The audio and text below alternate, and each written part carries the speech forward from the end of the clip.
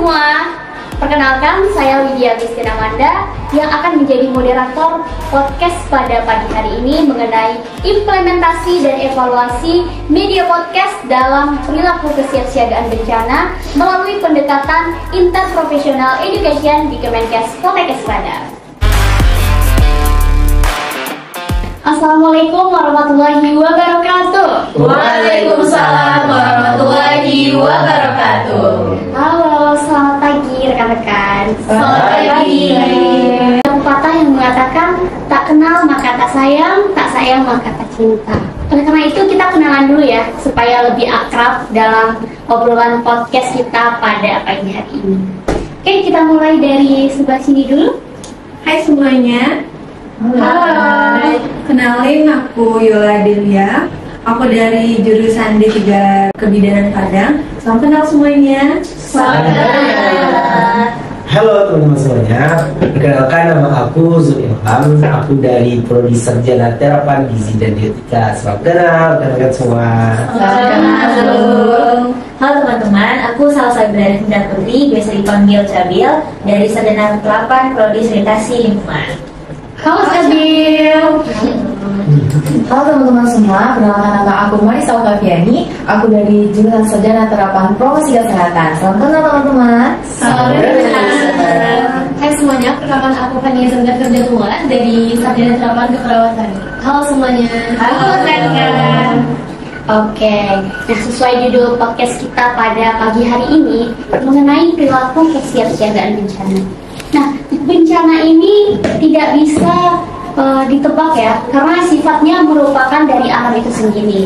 Nah, oleh karena itu, kita sebagai tenaga kesehatan tentunya memiliki peran kita masing-masing terkait bencana itu sendiri. Nah, tentunya ada peran masing-masing profesi nih. Nah, sebelumnya untuk profesi gizi nih Zul, bagaimana perannya dalam perilaku kesiapsiagaan bencana melalui pendekatan interprofessional education di Kemenkes?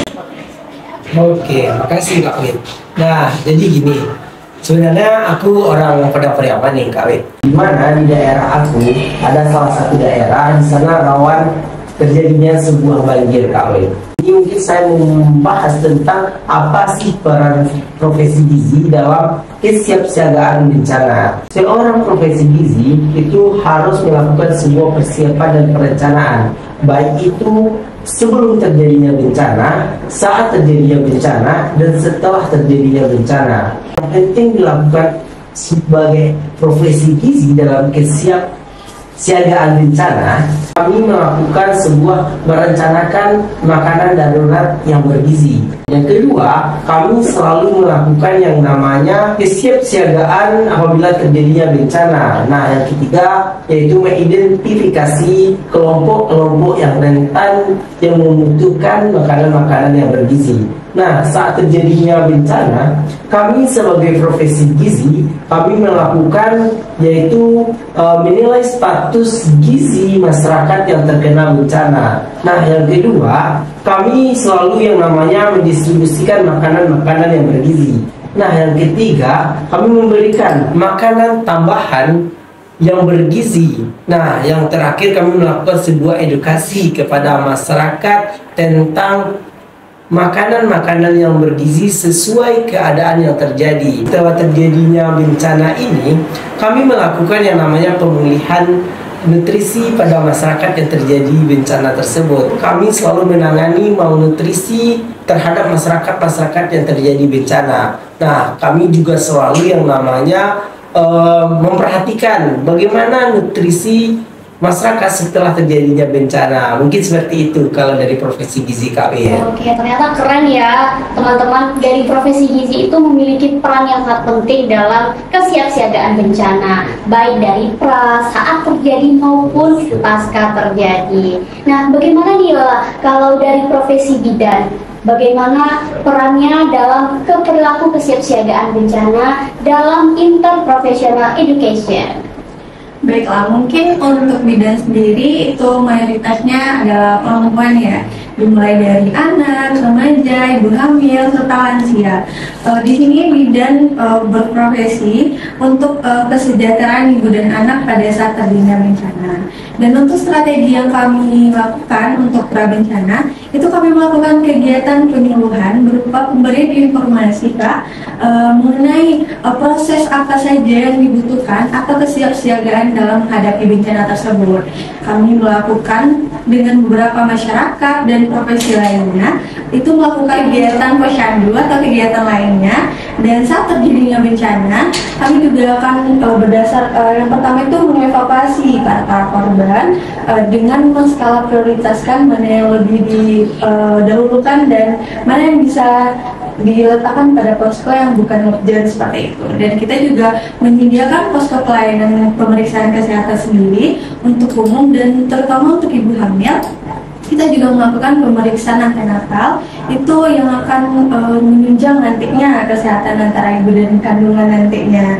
Dan nggak di sana saja, bidan juga menyediakan nih Kak fasilitas untuk ibu menyusui sehingga nanti mereka nyaman gitu menyusui dan para bayi juga tidak rewel di saat terjadinya bencana seperti di itu. tempat pengungsian gitu ya. Iya, itu kan nanti berpengaruh juga mengganggu para pengungsi lainnya seperti itu Kak.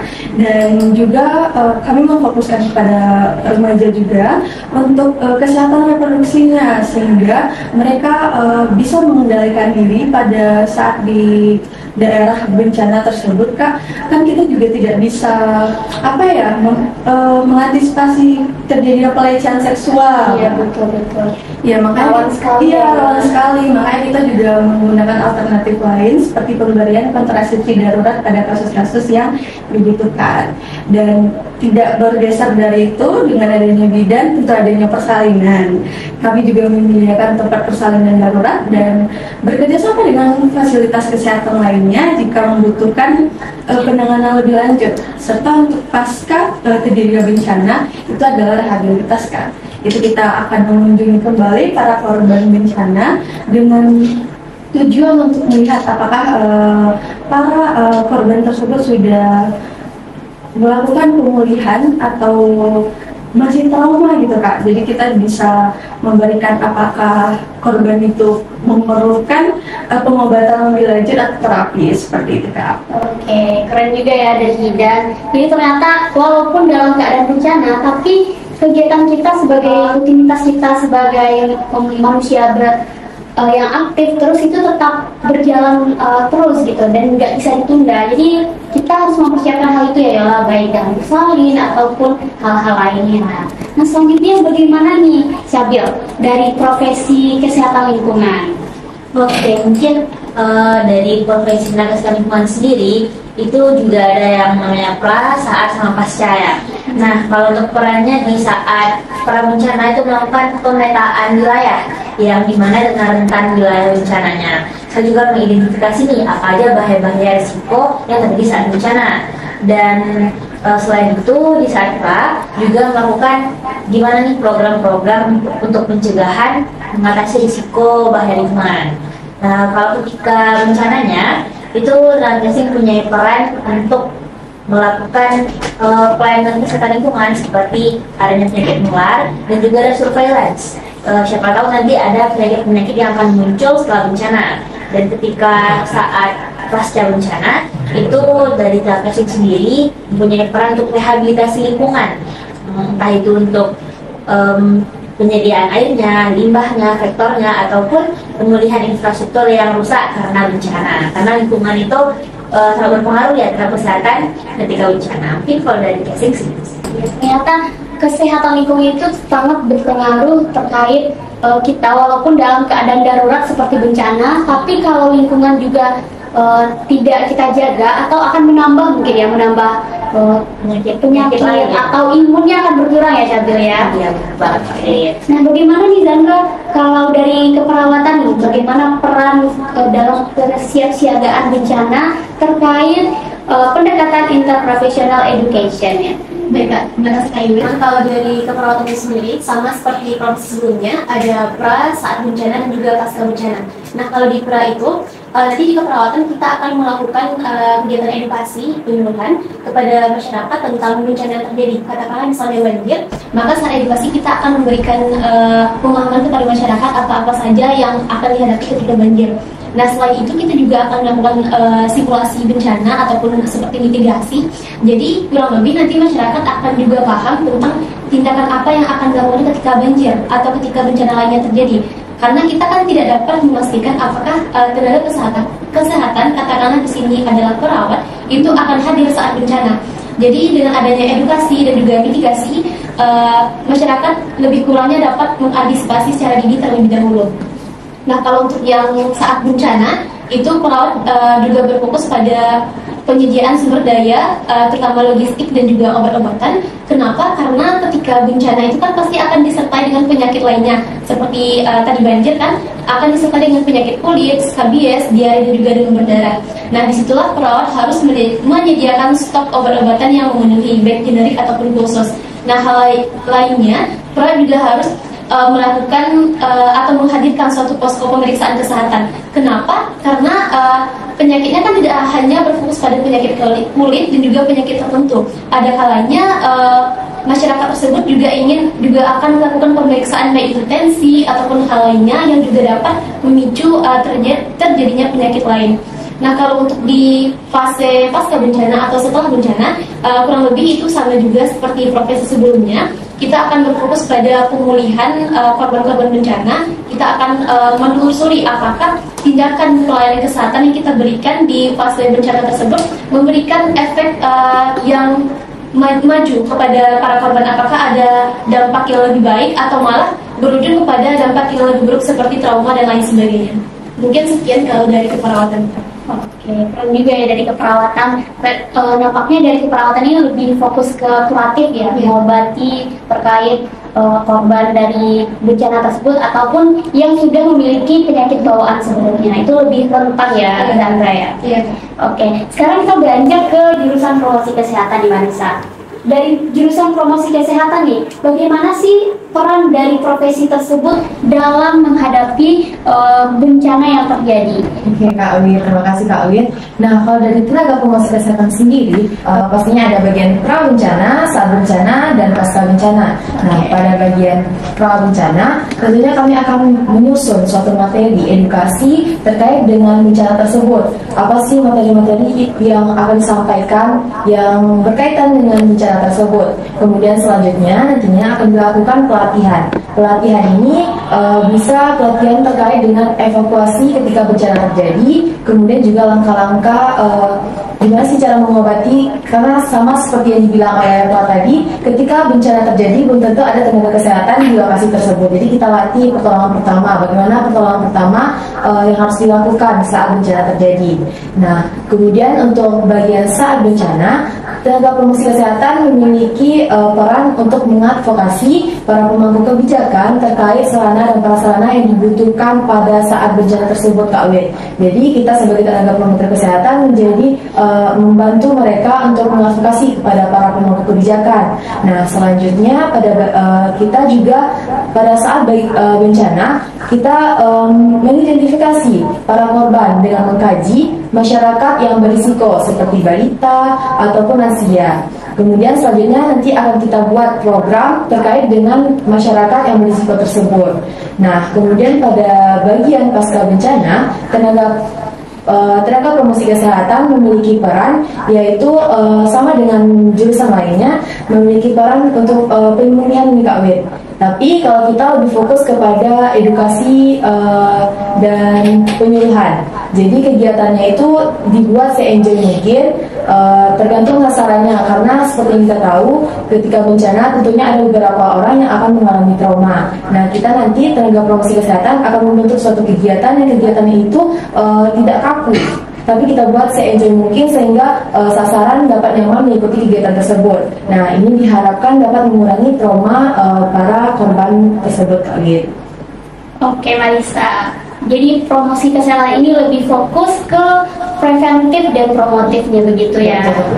Jadi dalam bencana itu masalah kesehatan ini bukan hanya diselesaikan oleh satu profesi saja, tapi juga perlu kolaborasi antar profesi, yaitu dari jurusan bidan misalnya, gizi, kesli, promosi kesehatan dan keperawatan. Jadi kita bekerja sama untuk mengatasi suatu permasalahan yang terjadi pada daerah tersebut. Nah, berbicara mengenai peran nih, tentunya pasti dong ada tantangan yang kita hadapi dalam melakukan kewajiban kita nih di lapangan maupun sebelum terjadinya itu, dan bagaimana cara masing-masing profesi ini untuk menghadapi permasalahan yang terjadi di lapangan tersebut.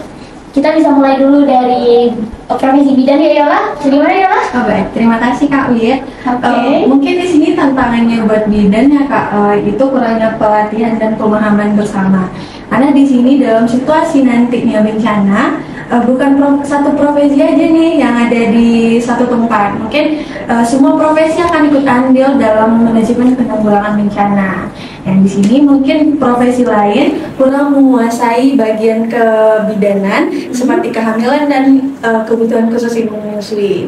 Maka di sini perlunya komunikasi kayaknya sih ya Kak ya. Ya, karena komunikasi penting ya Yola ya. Untuk saling kita men-share, nanti aku share ke teman-teman yang lain. Nanti kebetulan ibu hamilnya ini loh, untuk kalau bayi nangis kayak gini loh. Jadi pada saat terjadinya bencana itu Kak, kan kita nggak selalu stay nih di tempat kan. Mungkin apapun yang bukan menjadi sasaran kita juga memiliki tanggung jawab nih buat ikut dalam berpartisipasi. Makanya di sini sepertinya kita perlu menguasai semua di bidang profesi lainnya sebagai bentuk kerjasama dalam manajemen penanggulangan bencana, seperti itu Kak. Oke, jadi kita harus komunikasi terus gitu teman-teman, supaya terkait penyakit itu dapat teratasi. Jadi dari profesi gizi maupun kesli, promosi kesehatan ataupun keperawatan juga harus belajar tentang ilmu dasar-dasar tentang pendidikan ibu dan anak, begitu ya Yola?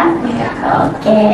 Nah, selanjutnya bagaimana Zul tantangannya terkait melakukan kewajibannya mengenai peran dari profesi gizi tersebut? Oke, kalau untuk tantangan dari per profesi gizi kami mungkin tidak jauh berbeda dengan bidan.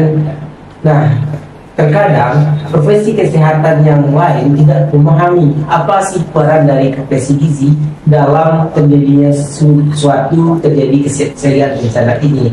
Nah, kita sama-sama mengetahui Kak Bet. Nah, sebenarnya peran profesi gizi ini sangat dibutuhkan ketika terjadinya suatu bencana. Nah, maksud di sini, kita juga memperhatikan di mana sih nutrisi masyarakat yang terjadi bencana itu baik apa buruk. Jadi kita butuh yang namanya memperhatikan, memberi, dan selalu mendistribusikan, membuat makanan darurat. Itu juga butuh yang namanya kolaborasi antar profesi. Tidak juga bisa sendiri dari profesi gizi saja. Mungkin dari teman-teman dari perawat, promosi kesehatan lingkungan, dan bidan juga bisa bekerja sama dengan kami agar peran masing-masing antar kita bisa saling melengkapi. Nah, untuk mengatasi hal itu butuh yang namanya pelatihan lintas profesi agar profesi yang lain mengetahui, oh ini loh peran seorang gizi, oh ini loh peran dari promosi kesehatan. Nah, yang kedua juga tidak jauh berbeda, komunikasi di dalam terjadinya sebuah bencana mungkin tidak terlalu lancar Kak Wir. Nah, banyak yang menghalangi. Nah, mungkin dari itu mungkin harus ada yang namanya komunikasi di dalam suatu bencana itu. Mungkin itu tantangan kalau dari profesi gizi kami. Oke, jadi ternyata komunikasi itu bukan hanya sekedar penyatu kita, tapi kalau komunikasi itu jelek, terkadang juga dapat menimbulkan permasalahan baru ya terkait permasalahan yang terjadi ya Zul ya. Iya. Oke, sekarang kita bergeser nih ke profesi kesehatan lingkungan. Nah, dari profesi kesehatan lingkungan, bagaimana tantangan yang dihadapi serta cara mengatasinya dalam kegiatan interprofessional education itu sendiri? Oke, kalau dari casting sendiri ya, tantangan utama itu karena yang kita tahu nih, kita punya perbedaan prioritas, perbedaan fokus, perbedaan perspektif di antara gizi, bidan, perawat, dan home-care ini. Jadi memang ketika saat bencana itu punya fokus yang masing-masing. Contohnya kayak casting sendiri lebih ke air, limbah, nggak bisa nih memprioritaskan di mana yang lebih dahulukan. Kadang ini perlu bantu juga, yang di sana juga perlu juga. Jadi itu sih. Terus untuk cara mengatasinya, mungkin kita bisa lebih diskusi lebih awal. Dan itu tentukan nih prioritas utama kita di mana. Dan juga berencana yang lebih terintegrasi lah, agar semuanya itu tetap berkolaborasi walaupun bisa bencana. Mungkin gitu. Sangat penting ya perencanaan di antara kita, kayak briefing lah sebelum kegiatannya. Lebih matang gitu ya. Karena kalau kurangnya komunikasi seperti itu nanti akan timbul salah persepsi dan dapat meninggalkan satu kewajiban yang seharusnya lebih didahulukan gitu. Oke, bagaimana kalau dari jurusan promosi kesehatan Marisa? Bagaimana tantangan yang dihadapi dan cara mengatasi permasalahan tersebut? Oke Kak Liet, kalau dari jurusan promosi kesehatan sendiri itu tantangannya mungkin komunikasi yang tidak efektif Kak. Karena kunci dari semuanya seperti yang kita tahu adalah komunikasi. Nah, gimana sih supaya komunikasi ini bisa berjalan dengan lancar? Tentunya dengan membuat suatu kegiatan atau kita melakukan pertemuan antara beberapa tenaga kesehatan yang merencanakan gimana sih caranya agar komunikasi kita lancar ketika bencana itu terjadi. Jadi kita sudah mempersiapkan dari awal-awal nih Kak. Jadi nantinya tidak ada lagi miskomunikasi antar tenaga kesehatan. Gitu sih Kak kalau dari jurusan promosi kesehatan. Oke Marisa, jadi kita harus saling komunikasi ya teman-teman ya. Oke, sekarang kita bergeser ke jurusan keperawatan janda. Kalau dari jurusan keperawatan nih, bagaimana tantangan dari jurusan keperawatan tersebut dalam masuk atau pendekatan gitu terhadap berbagai profesi yang ada dan cara mengatasinya Zandra? Baik Kak, kalau dari profesi sebelumnya kan ada tantangan di komunikasi kan ya Kak.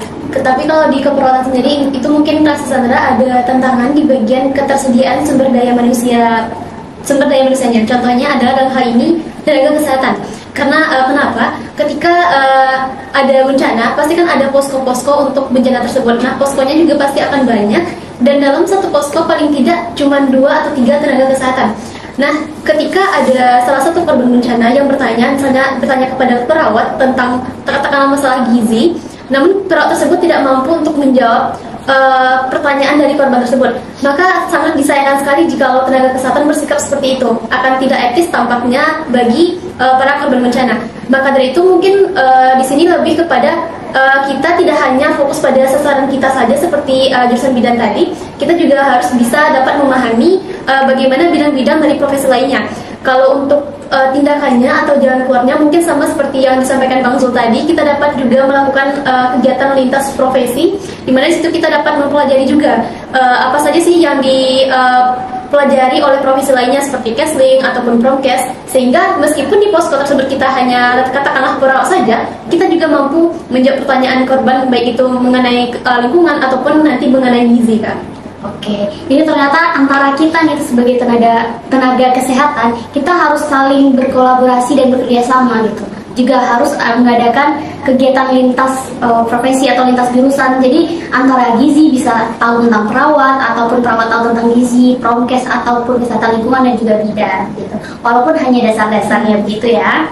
Oke, nah setelah adanya tantangan dan cara mengatasi baik dari peran kita, tentunya perlu dong cara metode pendekatan kita kepada masyarakat. Bagaimana masyarakat itu mau menerima program yang akan kita rintis dalam perilaku kesiapsiagaan bencana tersebut. Nah, bagaimana kalau dari bidan Yola? Bagaimana cara pendekatannya Yola? Kalau pendekatan yang dilakukan oleh Provisi Bidan itu sendiri letak pra bencana juga, tapi bedanya di sini kita melakukan simulasi kejadian bencana atau reka kejadian langsung yang diikutsertakan oleh profesi lainnya dan masyarakat, sehingga masyarakat dapat melihat nih Kak, seperti apa situasi yang akan mereka hadapi, seperti apa dampak yang akan mereka alami. Jadi mereka sudah menanamkan di diri mereka sendiri untuk mengadakan kesiapsiagaan. Saya harus siap nih untuk bencana nantinya, karena kalau udah nyampe ke diri sendiri itu kita juga akan langsung berpotensi untuk menyelamatkan keluarga bahkan orang sekitar. Jadi juga dapat membantu para tenaga kesehatan, jadi sejalan lah gitu Kak nanti kerjanya pada saat terjadi bencana seperti itu. Oke, jadi supaya lebih dapat feelingnya ya, kayak seakan-akan benar-benar terjadi. Iya benar sekali. Oke, sekarang kita beranjak ke jurusan gizi nih Zul. Bagaimana cara Zul dari profesi gizi mendekatkan diri kepada masyarakat agar kewajiban Zul sebagai profesi gizi itu dapat terlaksana, begitu Zul? Oke, kalau dari profesi gizi, hal yang dilakukan untuk pendekatan kepada masyarakat Kawit, nah kami melakukan yang namanya yaitu pelatihan tentang gizi dan simulasi. Nah, maksud di sini adalah memasukkan sebuah edukasi tentang gizi ke dalam program simulasi kesiapsiagaan bencana Kawit. Maka dari itu, mereka bisa mengetahui bagaimana sih makanan-makanan darurat yang aman, penyimpanan bahan pangan yang aman, dan serta mereka mengetahui bahwa penting menjaga pola makan yang bergizi walaupun dalam kondisi darurat saat ini. Mungkin seperti itu loh pendekatan dari gizi kalian. Jadi harus seakan-akan terlaksana gitu ya Zul ya. Iya. Jadi dengan adanya mereka simulasi atau terjun langsung ke lapangan seperti itu, jadi mereka lebih aware lah gitu, lebih paham gitu dengan keadaan yang terjadi gitu. Karena kalau sekadar cuap-cuap atau edukasi saja itu terkadang terkesan tidak nyata gitu. Oke, sekarang kita bergeser ke jurusan kesehatan lingkungan ya Syabil. Bagaimana Syabil tantangan dari tersebut, bagaimana cara Syabil untuk mendekatkan diri ke masyarakat agar peran dari Syabil itu dapat diterima? Oke, kalau dari casting sendiri ya pendekatannya itu kan kita tahu nih casting lebih ke pencegahan atau preventif. Iya. Nah untuk ke masyarakatnya kita bisa juga dengan sosialisasi langsung, kerjasama juga nih dengan instansi terkait, misalnya mengadakan pertemuan dengan masyarakat, tokoh muda sampai ibu rumah tangga juga. Terus juga kerjasama ketika ada latihan kebencanaan, itu juga mengajak Palang Merah atau Palang Merah Indonesia PMI. Karena di sana juga ada latihan seperti Watsan atau Water and Sanitation, itu juga khususnya untuk kesehatan lingkungan. Jadi untuk pendekatannya bisa dengan pelatihan itu serta langsunglah keterlibatan masyarakat untuk bisa tahu nih ternyata air itu sangat-sangat penting ya ketika terjadi bencana, misalnya ada banjir atau kekeringan segala macam, nanti ada juga nih resiko seperti penyakit menular. Nah itu juga harus diketahui nih oleh masyarakat sendiri itu bagaimana. Gitu. Jadi kalau kesehatan lingkungan ini lebih memilih metode untuk ke tokoh pemuda atau masyarakat yang ada, karena sama-sama kita ketahui terkadang dengan bercontoh gitu, dengan dilakukan oleh orang yang dianggap penting lah di suatu masyarakat, maka masyarakat yang lain akan tergerak begitu ya Syabil ya, untuk melakukan kesiapsiagaan terhadap bencana tersebut. Bener banget. Oke, keren. Oke, sekarang kita lanjut nih, bergeser ke jurusan promosi kesehatan nih Marisa. Dari jurusan promosi kesehatan, bagaimana nih Marisa cara pendekatan profesi Marisa agar masyarakat itu dapat sadar gitu akan program perilaku kesiapsiagaan bencana? Oke Kak Win, kalau dari Promkes sendiri bentuk pendekatannya itu bisa berupa edukasi dan penyuluhan. Namun seperti Kak Win bilang sendiri, kalau misalkan edukasi aja pasti orang bosan ya Kak ya. Nah edukasinya kita buat sekreatif mungkin, terus nanti kita sebarluaskan melalui media sosial. Karena media sosial itu bisa menyampaikan informasi ke berbagai tempat gitu, luas penyebarluasannya. Jadi semua daerah, semua kalangan bisa mendapatkan informasi terkait hal itu. Jadi kalau dari Promkes sendiri itu lebih ke memanfaatkan media sosial sih Kak. Oke, jadi promosi kesehatan di sini lebih memilih sosial media lah dalam untuk mendekatkan kepada masyarakat mengenai tujuan serta sekreatif mungkin lebih ke permainan gitu ya Marisa ya. Sekarang kita bergeser ke jurusan keperawatan ya Zandra ya. Nah dari keperawatan nih, bagaimana cara metode pendekatan diri dari profesi keperawatan agar tujuan atau program yang dicanangkan itu dapat diterima oleh masyarakat Zandra? Baik Kak Yuyut, terima kasih Kak Yuyut. Baik teman-teman semuanya, kita ketahui kalau misalnya saat prabencana tadi sebelumnya kan Sandra sudah menjelaskan kalau di keperawatan kita kan akan mengadakan edukasi dan juga simulasi.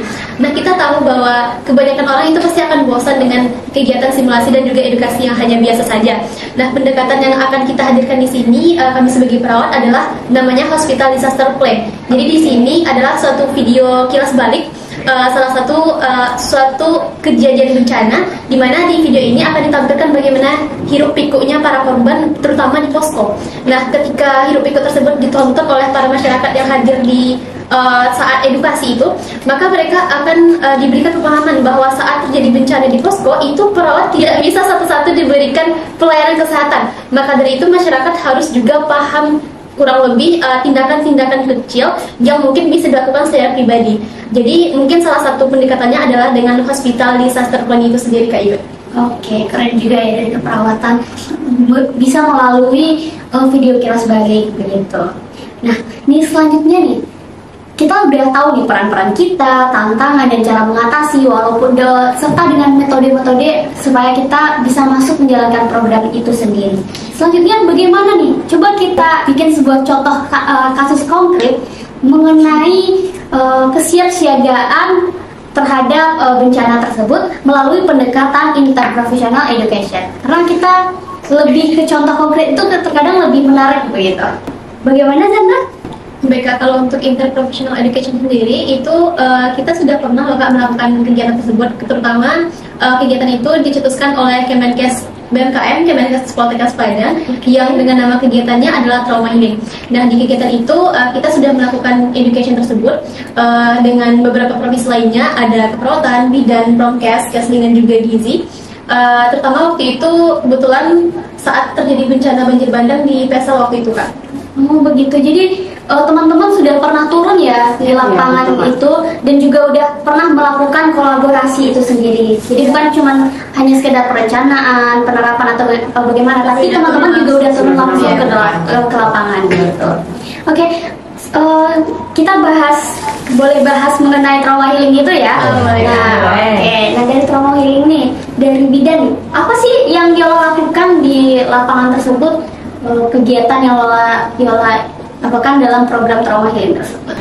Baik Kak, ya sebagaimana disebut sama Zandra tadi, bidan juga berkolaborasi ikut serta dalam trauma healing itu, khususnya kalau bidan itu mencakup ibu hamil ya Kak, anak-anak, perempuan, remaja. Itu kami melakukan trauma healingnya untuk ibu hamil itu melakukan relaksasi kepada ibu hamil sehingga mereka tidak melampaui batas kecemasan gitu Kak pada saat bencana terjadi. Dan melalui kami melakukan pemeriksaan kesehatan seperti antenatal untuk menunjang juga nanti gimana kesehatan ibu dan kandungannya.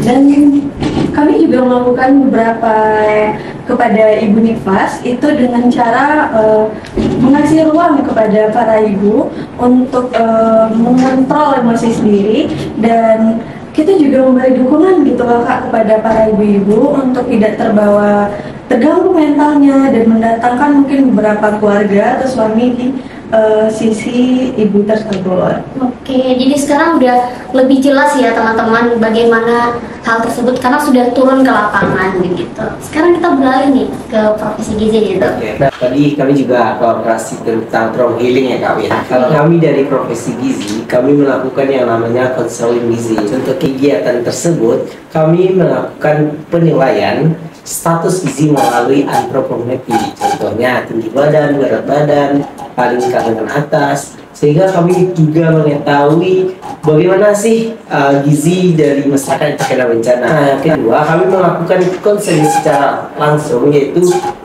mereka menanya bagaimana pola makan yang baik ketika terjadinya bencana. Jadi kami mengarahkan ini baik loh untuk bapak ibu, adik-adik sesuai dengan keadaan adik-adik semua. Jadi intinya kami melakukan konseling gizi, Kak Ben. Jadi udah ada di sana tuh untuk konseling gizi itu. Iya. Bicara tentang konseling gizi nih tuh. Iya. Bagaimana keadaan gizi masyarakat di sana waktu bencana di Pesel kemarin? Nah, mungkin kita sama-sama mengetahui Kak. Nah, kadang-kadang terjadinya bencana itu keterbatasan bahan pangan datang ke tempat yang terjadi bencana. Mungkin makanan cepat saji yang datang ke mereka, sedangkan kita sama-sama mengetahui kita juga butuh yang nama sayuran, protein hewani. Jadi mereka untuk gizi masyarakat yang terkena bencana itu bisa dikatakan belum terpenuhi sesuai kebutuhan yang mereka butuhkan kalian. Begitu tuh. Iya. Karena saya juga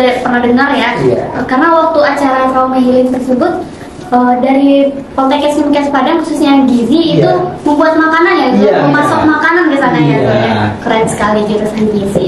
Oke, selanjutnya kita kita beranjak ke jurusan kesehatan lingkungan nih Sabil. Bagaimana peran Sabil, profesi Sabil waktu program trauma healing yang dicetuskan tersebut yang ada di PESAL tersebut? Oke, kalau dari kesehatan lingkungan sendiri ya, itu lebih ke personal hygiene sih. Kan di sana kan tempat pengungsian ya. Tentunya kayak di saat bencana itu sepertinya tahulah semuanya kayak gimana, nggak sesuai dengan persyaratan lah kan. Apalagi kayak anak-anak yang mungkin ibunya nggak terurus, terus juga orang tua yang udah sibuk kesana kemari. Jadi kalau dari kasih sendiri itu bisa lebih ke personal hygiene kayak PHBS. Jadi ada sosialisasi gimana sih perilaku hidup sadar bersih ketika terjadi bencana. Jadi lebih memperhatikan kayak gimana keadaan lokasi di pengungsian serta gimana personal hygiene di setiap anak-anak atau sampai ke bapak-bapak, ibu-ibu juga. Oke, jadi bukan hanya sekedar lingkungan tapi juga personal hygiene dari pengungsi tersebut. Oke, sekarang kita beranjak nih yang terakhir ke jurusan promosi kesehatan. Program apa sih Marisa yang dilakukan di sana? Pada program trauma healing yang dilakukan di PESAL kemarin, untuk Promkes sendiri itu melakukan kegiatan bina suasana nih Kak, dalam bentuk kegiatan seperti pemulihan mental para korban. Jadi kalau kemarin itu kita lebih berfokus kepada anak-anak sasarannya. Kita melakukan suatu permainan yang mana permainan ini dapat meningkatkan kenyamanan untuk anak-anak tersebut. Jadi mereka lebih rileks, kemudian bisa melupakan kejadian sebelumnya. Karena pasti ada beberapa anak yang mengalami trauma. Namun diharapkan dengan adanya kegiatan itu, mereka bisa lebih rileks, lebih nyaman, perlahan lupa lah akan traumanya gitu, Kak. Oke, keren. Ternyata teman-teman semua sudah menerapkannya ya langsung ke lapangan. Keren banget pokoknya. Oke, tanpa terasa kita udah sampai ke penghujung podcast kita pada pagi hari ini. Terima kasih ya teman-teman karena sudah berpartisipasi dalam acara podcast ini. Dan semoga informasi yang teman-teman sampaikan dapat bermanfaat untuk teman-teman kita yang mendengarkan podcast mengenai implementasi dan evaluasi media podcast dalam perilaku kesiapsiagaan bencana melalui pendekatan interprofesional education di Kemenkes Poltekkes Padang. Sampai jumpa.